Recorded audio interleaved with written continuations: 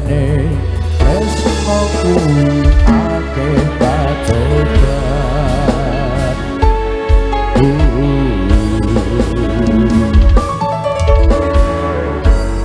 arep tumeka ngendika tresna iki yen to aku sliramu dadi akoni senadyan donya ra bisa nampa bakal tak jaga yen durung kapisah berikan kuasa.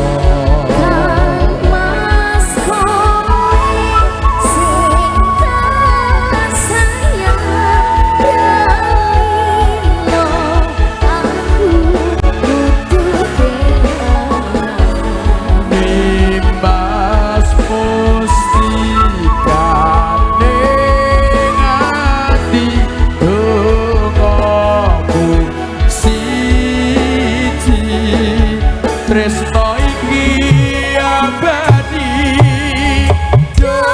dewa-dewa ning asmara kuat ati kawula anggap kula labe tresno tatan kendang saking coba parewangi tak mateni lair tresno kang suci kasunyatan yen to aku sliramu isih nyawiji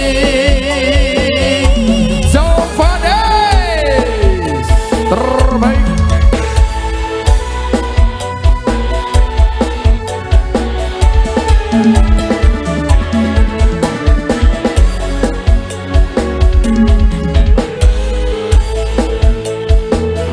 Terbaik dari semuanya.